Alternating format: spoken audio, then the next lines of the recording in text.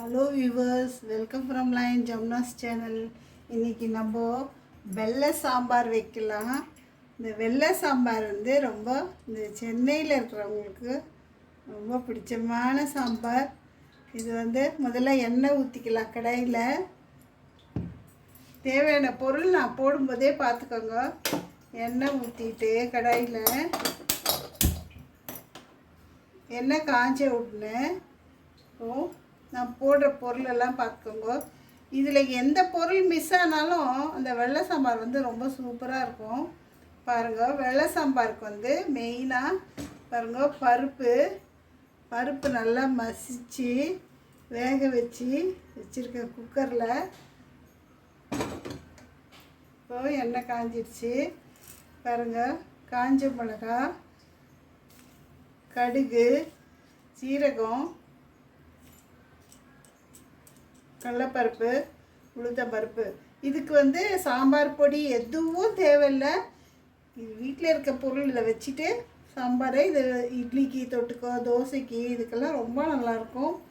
சாப்பாட்டுக்கும் சரி, ஒரு ஊறுகாய் வச்சு சாப்பிட்டாலுமே இந்த வெள்ளை சாம்பார் ரொம்ப அருமையாக இருக்கும். பாருங்கள், எண்ணெய் காஞ்சிடுச்சு. இப்போ எல்லாத்தையும் போடுறேன்.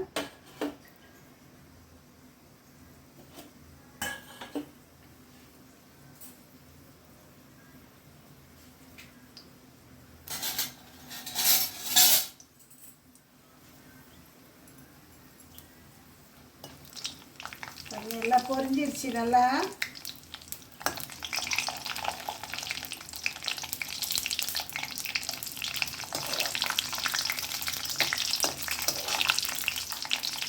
எண்ணெய் உங்களுக்கு கம்மியாக இருந்தாலும் கம்மியாக ஊற்றிக்கலாம், ஜாஸ்தியாக இருந்தாலும் ஜாஸ்தியாக ஊற்றிக்கலாம். உங்களோட இஷ்டம் தான். இந்த தாளிப்பு பண்ணிவிட்டு இப்போது பாருங்க, வெங்காயம், சாம்பார் வெங்காயம், தக்காளி, கொத்தமல்லி, கறிவேப்பிலை, பச்சை மிளகாய், அவ்வளோதான். இப்போ நாம் இதெல்லாம் பொரிஞ்சு வந்துடுச்சு. இப்போ இதை போட போகிறோம்.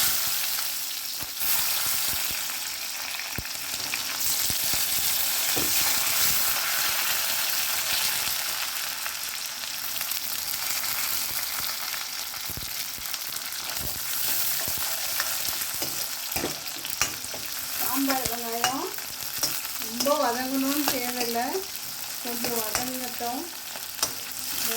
வதங்கிடுச்சு.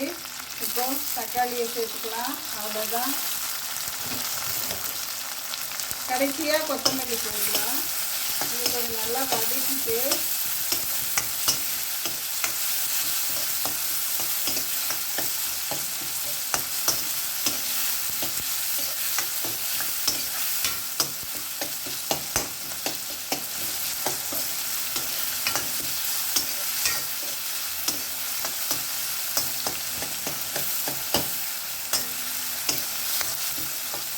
இந்த வெள்ளை சாம்பார் பொறுத்த வரைக்கும் ஒரு பொருள் இருந்தால், ஒரு பொருள் இல்லைன்னா கூட பரவாயில்ல, நல்லாயிருக்கும். டேஸ்ட்டாக நல்லாயிருக்கும்.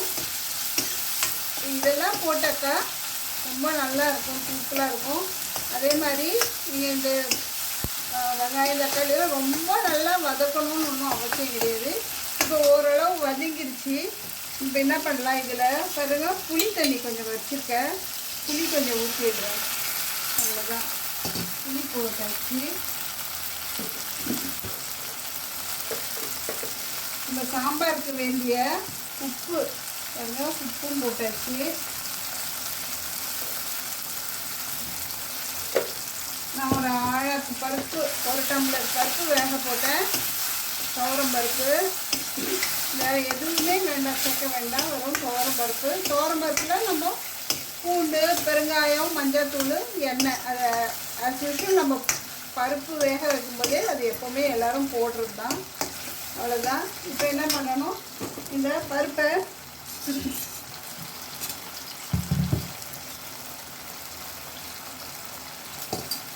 இதில் கடாயிலேயும் ஊற்றலாம், இல்லைன்னா அப்படியே குக்கர்லேயும் நம்ம இந்த வதங்கினதெல்லாம் ஊற்றிக்கலாம்.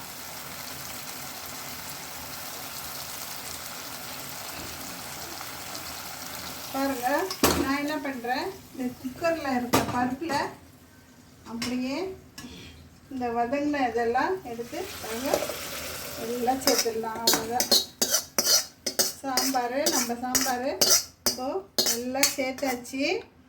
வெள்ளை சாம்பார். சாம்பார் வந்து வெள்ளையாகவே இருக்கும், அதனால தான் இது வெள்ளை சாம்பார்னு சொல்லுவாங்க. காயெல்லாம் போட்டால் நம்ம அதுக்கு காரெல்லாம் போட்டு செய்வாங்க. இது வந்து வெறும் பிளெயினாக ஒரு வெள்ளை சாம்பார். அவ்வளோதான் சாம்பார் வேலை முடிஞ்சிருச்சு. இப்போது இந்த குழச்சி வச்ச பருப்பில் பாருங்க எல்லாம் சேர்த்தாச்சு. சேர்த்துட்டு நம்ம தேவையான தண்ணி இதில் ஊற்றணும்.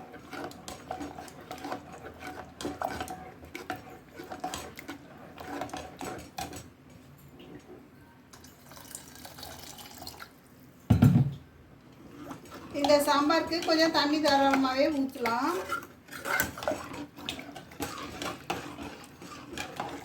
அவ்வளோதான், நம்ம வெள்ளை சாம்பார் ரெடி ஆயிடுச்சு பாருங்கள். இது ஒரு கொதி வந்த உடனே நம்ம இறக்கி வச்சுட்டு நம்ம சர்வ் பண்ணிக்கலாம். எவ்வளோ ஈஸி பாருங்கள் வெள்ளை சாம்பார்.